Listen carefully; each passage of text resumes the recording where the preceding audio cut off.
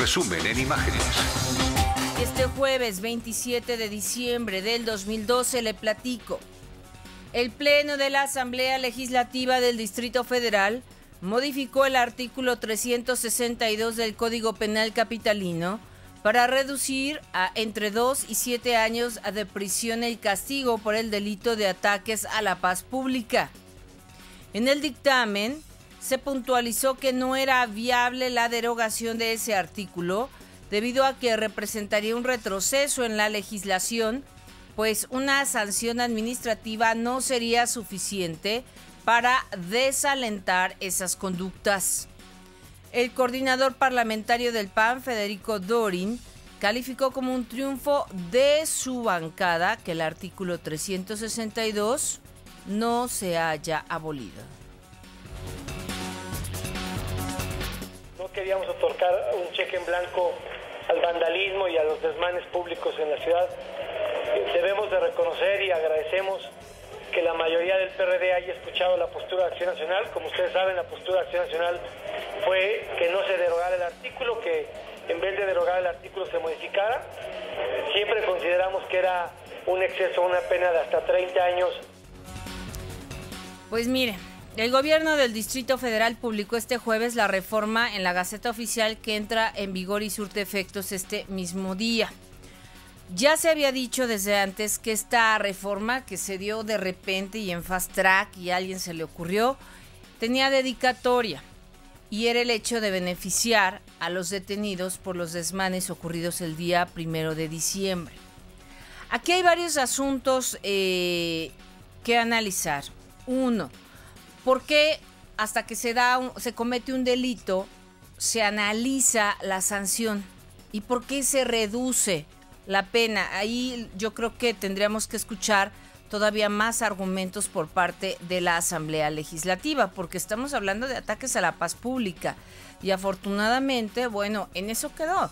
En daños materiales, hay unas personas lesionadas, por supuesto, pero no pasó a mayores, no cobró víctimas mortales. Aquí, ¿por qué ahorita que se está siguiendo o persiguiendo ese delito, se tuvo que bajar la pena? Digo, antes, y lo dijo bien, más allá de filias o fobias partidistas, lo dijo bien el asambleísta, bueno, no se derogó el artículo que ahora tipificaba o tipifica como un delito los ataques a la paz pública. Bueno, eso es por una parte. Por la otra parte, cuando hablamos de que esta reforma beneficiaría a los 14 detenidos por los disturbios del pasado 1 de diciembre durante la toma de posesión de Enrique Peña Nieto, quienes enfrentarían sus respectivos juicios en libertad mediante el pago de fianza, bueno, pues ellos tendrían que haber, si es que terminaba su proceso, pagar penas entre 5 y 30 años de prisión. El asunto es que sabemos que en México la ley no es retroactiva y estos delitos se cometieron antes de que hoy, por ejemplo, se ponga en vigor esta nueva ley. Quizá el argumento jurídico, y esto estaría muy bien que nos lo explicara uno de los asambleístas o un especialista en la materia, es que todavía estaban en proceso, que no habían sido sentenciados, ¿verdad? Pero sobre el tema, el procurador del Distrito Federal, Rodolfo Fernando Ríos Garza, señaló que es respetuoso de la división de poderes y aseguró que actuará apegado a derecho. Mire, todo este asunto de reducir las penas, simple y sencillamente se refiere a que como no pudieron los policías capitalinos capturar a los verdaderos agresores, se duda de la inocencia o de la culpabilidad de los 14 detenidos. Porque si nosotros pudimos ver los videos, que aquí estábamos transmitiendo ese día 1 de diciembre, bueno, se trataba de personas encapuchadas que actuaron, por supuesto, si estaban encapuchadas, en el anonimato. Y el movimiento Yo Soy 132, cuyos integrantes, algunos de ellos están, tras las rejas, es lo que argumentan, que a los encapuchados, a los grupos que sí fueron de choque y que participaron y que incitaron a la violencia, a esos grupos o a esos integrantes de esos grupos, pues ni siquiera los pudieron detener porque se trataba de profesionales provocadores. Entonces ahora en vez de revisar bien cómo estuvo este proceso, de ver si los que están tras las rejas son culpables, pues vaya salida que tuvo la Asamblea Legislativa de reducir los años de prisión para quien infrinja o cometa un delito de ataques a la paz pública. ¿Se habrán preguntado estos asambleístas si en un futuro ocurre otro tipo de desmanes que realmente cobre víctimas mortales, que traiga otro tipo también de incidentes con más daños materiales? Y bueno, aún así, pues las penas ya, por lo que se aprobó en la Asamblea Legislativa para ataques a la paz pública, fueron reducidas. Antes eran de entre 5 y 30 años de prisión y ahora finalmente se reducen entre 2 y 7 años de prisión el castigo por el delito de ataques a la paz. Y bueno, yo creo que esto pues ya hecho está, pero todavía causará mucha polémica, porque si algo necesitamos en nuestro país y no solo en la ciudad capital es aplicar la ley, aplicarla con todo su peso para que haya orden y para que tengamos un país estable y en paz. Y el Partido Acción Nacional trabajará de forma responsable en torno a las propuestas del presidente Enrique Peña Nieto, sin que ello represente aceptar las iniciativas priistas con los brazos abiertos. Esto lo advierte el secretario general adjunto de Elecciones de Blanquiazul, Juan Manuel Oliva. El integrante de la red de voceros del PAN recordó que los legisladores de su partido dieron causa a la aprobación de la iniciativa de reforma educativa y en su momento se debatirá la propuesta de estrategia de seguridad presentada por el gobierno de Enrique Peña Nieto, que contiene algunos puntos que ya habían sido planteados por el expresidente Felipe Calderón, como es el mando único, expuesto ya en la Gendarmería Nacional, dijo Oliva a través de un comunicado. Hay que recordar, y lo platicábamos aquí el día de ayer, que en los primeros días del año, cuando regrese ya el trabajo legislativo a todo lo que da, porque pues ahorita los legisladores están de vacaciones, va a empezar la reestructuración total de lo que es la Secretaría de Gobernación para crear lo que se ha calificado de una supersecretaría, porque con la propuesta de desaparición de la Secretaría de Seguridad Pública, Gobernación tendría no solo que controlar la política interior del país, sino también pues asumir todas las acciones policiales que tenía la Secretaría de Seguridad Pública Federal, y uno de los grandes retos pues será la creación de la Gendarmería Nacional. Y durante su último acto público de este año, el presidente Enrique Peña Nieto echó a andar en Tlaxcala la Jornada Nacional Invernal de Prevención. Esta Jornada Nacional Invernal de Prevención pretende entregar cobertores, leña y combustóleo a los habitantes de 15 estados de la República donde se registran bajas temperaturas. Peña Nieto afirmó que México no puede acostumbrarse a vivir en condiciones de pobreza y para ello es vital llevar a cabo políticas que transformen esas condiciones.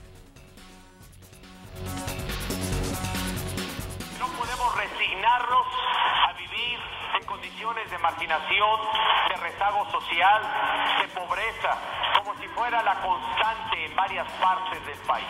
Por el contrario, tenemos que estar conscientes que sí es posible, y lo vi en algún programa que seguramente el gobierno estatal debe de tener o en alguna agrupación que decía sí se puede, sí se puede. Sí se puede si nos ponemos de acuerdo y si estamos decididos a cambiar el país y a llevarlo a mejores condiciones para disfrute y goce de todos los mexicanos. El presidente aprovechó para desear a los mexicanos que 2013 sea un año pleno de salud, prosperidad, alegría, paz, unidad, y dijo que espera que entre todos construyamos un México mejor. Le comento que la Presidencia de la República informó que Enrique Peña Nieto mantendrá actividades privadas hoy jueves y mañana viernes. Integrantes del Cabildo y del presidente municipal de Briseñas, en Michoacán, solicitan ya seguridad a las autoridades estatales ante los hechos violentos registrados en ese ayuntamiento del Bajío michoacano. Esto ocurre mientras el síndico municipal de Briseñas, Fernando Salas Salazar, el director de la policía, Jorge Díaz Ramírez, y los patrulleros Hugo Manuel Aldana Hernández y Gabriel Godínez están reportados como desaparecidos. Y no es la primera vez que un municipio en Michoacán pide ayuda no solo estatal, incluso federal, pero en este caso por lo menos le está diciendo al gobernador de Michoacán que voltea a ver hacia el municipio de Briseñas porque tienen a sus directivos de la policía desaparecidos y así simplemente no se puede trabajar porque tal parece que el municipio está tomado por el crimen organizado. Aclara la Secretaría de la Defensa Nacional que no se han registrado enfrentamientos entre efectivos del ejército y delincuentes en Piguamo, Jalisco. En tanto, reportes de medios citan también fuentes del ejército, indican que en ese municipio jalisciense fueron localizados los cadáveres de una decena de personas quienes habrían muerto durante enfrentamientos entre grupos delictivos rivales, pero la Secretaría de la Defensa Nacional no está al momento avalando esta información.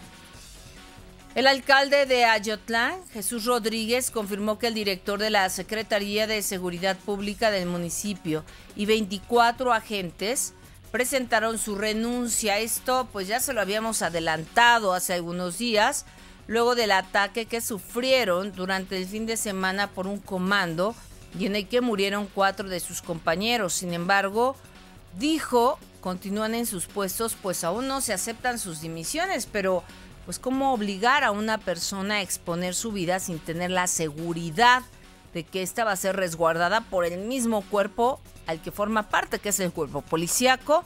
Y hoy pues Ayotlán sigue con problemas y serios de seguridad pública. Células de los Beltrán Leiva, de grupos criminales del Pacífico y de los Zetas estarían implicados en la matanza de 9 personas el pasado 24 de diciembre en el municipio de Concordia, Sinaloa. El procurador estatal Marco Antonio Higuera señaló que de acuerdo con las primeras investigaciones, estos hechos tendrían relación con la lucha entre bandas delincuenciales que operan en la venta y distribución de drogas. Sicarios asesinaron a una mujer que se encontraba en el área de urgencias del Hospital General de Ciudad Victoria en Tamaulipas. 3 hombres armados ingresaron al área médica para ejecutar a la mujer de aproximadamente 30 años de edad. Ella intentó huir al darse cuenta de la presencia de los pistoleros. Sin embargo, recibió 2 impactos, uno en la cabeza y otro en el brazo izquierdo, y esto sucedió también dentro de un hospital. En este caso estamos hablando del área de urgencias del Hospital General en Ciudad Victoria, en Tamaulipas. Casos similares que se repiten en todo el país. Trasladan a 51 reos de penales estatales de Chihuahua a varios reclusorios federales. Se trata de internos que purgan condenas por crímenes del fuero federal, así como del fuero común, sentenciados por delitos de alto impacto. La acción forma parte del convenio establecido entre los gobiernos federal y del estado de Chihuahua como una forma de mantener la seguridad en el sistema penitenciario. Le comento, ocurrió un sismo de 4.7 grados Richter a las 4 horas con 41 minutos. Tuvo epicentro a 75 kilómetros al suroeste de Ciudad Hidalgo, en Chiapas, informa el Servicio Sismológico Nacional en un reporte preliminar. Todavía no tenemos los datos finales. Al momento no se han reportado mayores daños, pero estamos hablando que fue de 4.7 grados Richter a las 4 de la mañana con 41 minutos cerca de la ciudad Hidalgo de Chiapas. La campaña de despistolización que arrancó en Iztapalapa se trasladará en las siguientes semanas a la delegación Gustavo Amadero, donde también existe un problema de violencia, y después a otras delegaciones. Adelante el jefe de gobierno capitalino Miguel Ángel Mancera. El gobernante capitalino destacó los buenos resultados obtenidos hasta ahora del programa Por tu Familia Desarme Voluntario. Hasta el día de ayer se canjearon, mire usted, 209 armas, de ellas 143 cortas, 56 largas, así como, imagínese usted tener en casa 9 granadas de fragmentación. Y se han entregado, a cambio de estas armas, 75 computadoras, 150 despensas, 80 bicicletas, y el monto de estos productos asciende a 150,000 pesos. Quizá el gobierno capitalino, a cargo de Miguel Ángel Mancera, debería de valorar la posibilidad de que este programa Por tu Familia Desarme Voluntario se llevara al cabo en todas las delegaciones de la ciudad. O sea, estamos hablando de que en Iztapalapa hubo un problema, y hay un problema real de que la gente está armada y que aparte no utiliza las armas para su defensa, sino para provocar disturbios o la tragedia que cobró la vida de un bebé, de un pequeño, en un cine. Pero también hay otras delegaciones como la Venustiano Carranza, por ejemplo, ya señalamos la Gustavo Amadero, y también municipios conurbados de la Ciudad de México, donde pues bien haría que este programa de desarme voluntario se aplicara. Mire, de los reportes que hemos tenido, me parece interesante que usted llega con su arma, no le hace ningún tipo de preguntas. Hay elementos del ejército que están evaluando su arma, incluso puede llevar cartuchos, si usted tenía ahí algún número importante de cartuchos, valoran y le dicen, bueno, mire, esto cuesta 2,000 pesos, ¿qué quiere usted? El dinero, hay una bicicleta, hay una computadora, y es el momento de que usted pueda entregar un arma que, dicho sea de paso, si usted no la tiene registrada ante la Secretaría de la Defensa Nacional, es un arma ilegal y está cometiendo un delito. Entonces es un momento importante para considerar, mire, por lo menos ya tenemos 2 delegaciones. Terminó en Iztapalapa, empieza en Gustavo Amadero. Bueno, el programa va a continuar en próximos días también en Iztapalapa. Y bien haría el gobierno capitalino, insistimos, en que este programa de desarme voluntario se diera en todas las delegaciones del país y en municipios conurbados, claro, en colaboración con el Estado de México, y creo que con esto pues dormiríamos mucho más tranquilos. Por otra parte, Mancera Espinosa deslindó a su administración de la propuesta de disminuir el techo de subsidio a la tenencia vehicular. Aclaró que es un planteamiento de la Asamblea Legislativa. Los diputados y las diputadas son los que tendrán que debatir esto.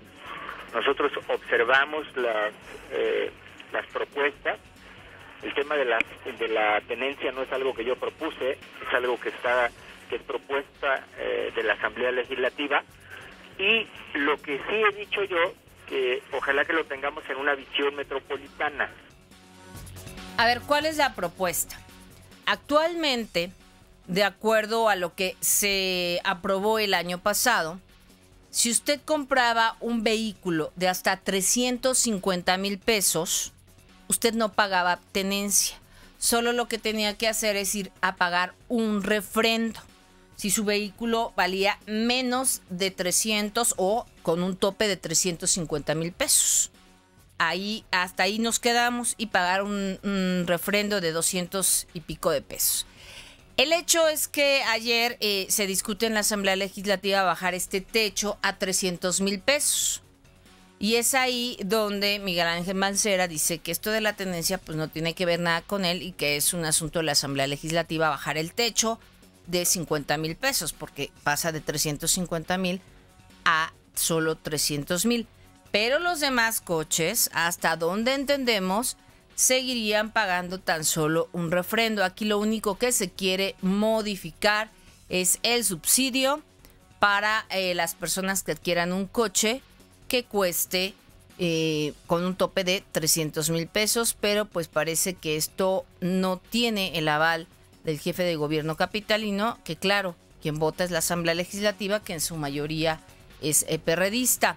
Ahora, hay otro asunto, porque en la Asamblea Legislativa una treintena de legisladores del PRD, PRI, Partido Verde, Partido del Trabajo, Nueva Alianza y Movimiento Ciudadano acordaron oponerse al cobro de derechos por alumbrado público que, según dice, fue sugerido por el secretario de Finanzas capitalino Edgar Amador y el tesorero de la ciudad Emilio Barriga. Los funcionarios habrían propuesto incluir en las boletas de luz el cobro hasta de 10% por derechos de alumbrado público. Pues mire, esto también va a tener que debatirse porque, en primera, por no ir muy lejos, pues yo no pagaría luz porque en mi calle ni alumbrado público hay. Y ese alumbrado público hay que recordarle a los asambleístas que lo pagamos vía impuestos. Ese alumbrado público forma parte de los servicios y la infraestructura que no da de manera gratuita ni como graciosa concesión el gobierno capitalino, sino que es producto o se paga con los impuestos que usted y yo pagamos, muchos o pocos, lo que usted quiera. Pero el hecho es que esa luz ya está pagada.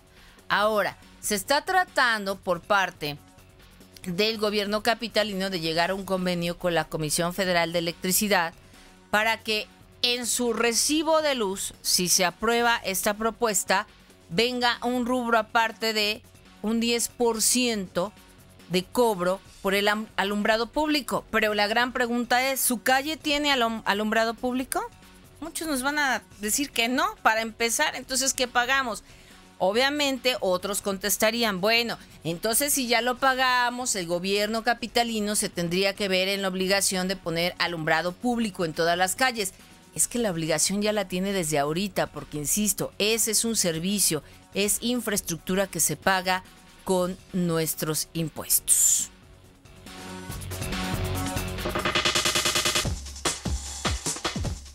Y en el ámbito internacional, la salud del expresidente de Estados Unidos, George Bush, padre por supuesto, ha empeorado en los últimos días debido a una persistente fiebre. Esto lo informa su portavoz, Jim McGrath.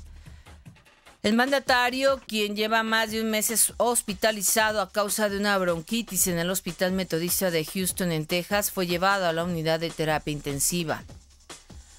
George H.W. Bush, de 88 años, gobernó Estados Unidos de 1989 a 1993. Es padre del también expresidente George Walker Bush y del exgobernador de Florida, Jeb Bush. Es el exmandatario estadounidense más longevo que continúa vivo. En contraparte, el expresidente sudafricano Nelson Mandela salió del hospital en el que estaba internado desde el 8 de diciembre por una infección pulmonar y ahora será atendido Nelson Mandela en su casa hasta su recuperación total, anunció la presidencia sudafricana. El héroe de la lucha anti-apartheid, de 94 años, fue ingresado en una clínica de Pretoria el 8 de diciembre debido a una infección pulmonar recurrente luego de ser trasladado desde su residencia rural en Kunu, en el sur del país. Una semana más tarde fue operado con éxito para retirarle cálculos biliares. El secretario estadounidense del Tesoro, Timothy Geithner, informa que la dependencia a su cargo tomará medidas extraordinarias para evitar sobrepasar el límite de deuda de 19.14 billones de dólares permitido por la ley. En una carta a legisladores, el funcionario precisó que las medidas podrían dejar cerca de 200,000 millones de dólares en fondos adicionales disponibles para el gobierno. El Congreso estadounidense tiene 2 meses para aprobar el aumento en la capacidad de endeudamiento del gobierno. Sin embargo, Geithner precisó que debido a la incertidumbre respecto a las negociaciones para evitar el precipicio fiscal en Estados Unidos, es imposible prever la duración efectiva de las pláticas.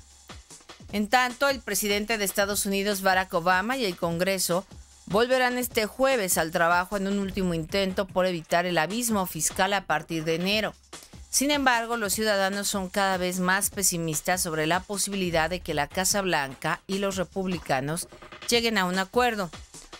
Una encuesta de la firma Gallup muestra que un 48% de los estadounidenses dudan que se llegue a un pacto antes del 1 de enero, cuando entrarán en vigor automáticamente los aumentos generalizados de impuestos y recortes de gasto público conocidos como precipicio fiscal. Miles de personas entregaron armas de fuego a cambio de tarjetas de un supermercado local con valor de $100 y $200 como parte de un programa de acopio de armamento en Los Ángeles. Es el 5º año que esa ciudad estadounidense realiza el intercambio de armas por comida. El evento, que iba a realizarse en mayo del año próximo, fue adelantado a raíz de la reciente masacre de 20 niños y 6 adultos en la escuela primaria Sandy Hook en Newton, en Connecticut. El presidente de Venezuela, Hugo Chávez, delegó todas las decisiones del área económica al vicepresidente Nicolás Maduro, según un decreto firmado por Chávez el pasado 9 de diciembre y publicado apenas ayer en la Gaceta Oficial. Entre las decisiones que podrá tomar y aplicar Maduro está el decretar créditos adicionales al presupuesto nacional, previa autorización del Congreso, y dictar decretos mediante los cuales se realicen traspasos presupuestarios entre los ministerios. Maduro también podrá decretar expropiaciones y adquisiciones forzosas con la previa instrucción del presidente Chávez y dictar decretos mediante los cuales se nombren viceministros, presidentes y miembros de juntas directivas de entes gubernamentales. Este es un poder abierto que le da Chávez a Nicolás Maduro, y llama la atención que esto lo hizo el 9 de diciembre cuando él apenas había anunciado que se iba a someter a una cuarta intervención, y por vez primera, por lo menos públicamente, Chávez habla de la posibilidad de su muerte y de la posibilidad de quedar inhabilitado o incapacitado para ejercer el poder. O sea, este hombre obviamente ya tenía todo muy previsto, y hasta ahora, bueno, pues es publicado ya este decreto, pero aquí la crítica de la oposición, la poca oposición que se deja escuchar allá en Venezuela, es que Hugo Chávez no está siendo honesto con sus acciones, ya que si está verdaderamente enfermo o en una fase terminal, que obviamente no lo deseamos, bueno, pues que entonces se convoque elecciones o se convoque un nuevo gobierno. Pero no, ya Chávez se cobijó, se protegió, emite este decreto y deja a su hombre de confianza, su hombre número 1 de confianza, que es Nicolás Maduro. Incluso le da una carta poder para que pueda realizar expropiaciones y privatizaciones en Venezuela, como lo ha venido haciendo Chávez en los últimos tiempos. Nicaragua declaró alerta amarilla en el departamento de Chinandega debido a que el volcán San Cristóbal entró en actividad eruptiva. Se inició la evacuación de unas 300 familias que habitan en las proximidades del coloso por las expulsiones de gases y ceniza que iniciaron la víspera y se han venido sucediendo en forma continua. El gobierno de Nicaragua también cerró 2 rutas aéreas que cruzan la zona afectada por los gases y las cenizas, debido a que podrían dificultar la visibilidad. El número de muertos por los violentos saqueos a comercios registrados la semana pasada en Argentina se eleva a 4 luego de que las autoridades confirmaran el fallecimiento de una mujer en la ciudad de Rosario por heridas de bala. Antes se había reportado la muerte de un adolescente de 17 años, quien también resultó herido durante las jornadas de robos que comenzaron el pasado jueves en la ciudad de Bariloche, pero luego se extendieron a otros puntos del país, además de que las víctimas mortales, más víctimas mortales fueron producto precisamente de estos ataques que dejaron un saldo de más de 500 detenidos y pérdidas para los comercios por $8 millones. En Siria, 4 personas murieron y decenas resultaron heridas, la mayoría estudiantes, por la explosión de un coche bomba en la zona de Al-Sabina, en la periferia de Damasco, informa la televisión oficial. La emisora precisó que un grupo de terroristas hizo estallar el vehículo en la calle Al-Nahar de Sabina a la hora, imagínense usted, en que alumnos llegaban a un colegio. Por otro lado, la agencia de noticias SANA informó que las fuerzas de seguridad desactivaron grandes cantidades de explosivos encontrados en un camión en las proximidades de la escuela Saad al-Zawahiri en la localidad de Al-Reka, al norte de Siria.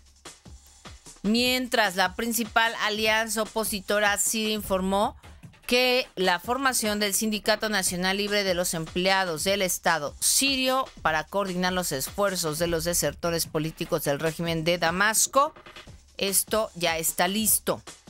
En un comunicado, la Coalición Nacional para las Fuerzas de la Revolución y la Oposición Siria precisó que con el sindicato se pretende organizar los esfuerzos y el trabajo de los desertores políticos sirios en un marco institucional efectivo que manda un mensaje importante en esta etapa vital de la revolución siria.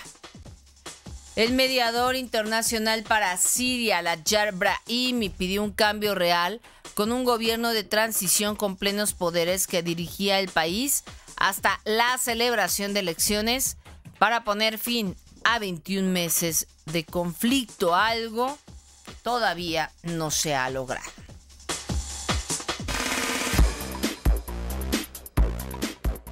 Y en los deportes, aún no es oficial, pero en las próximas horas podría confirmarse la llegada del defensa Francisco Javier Rodríguez a las Águilas del América.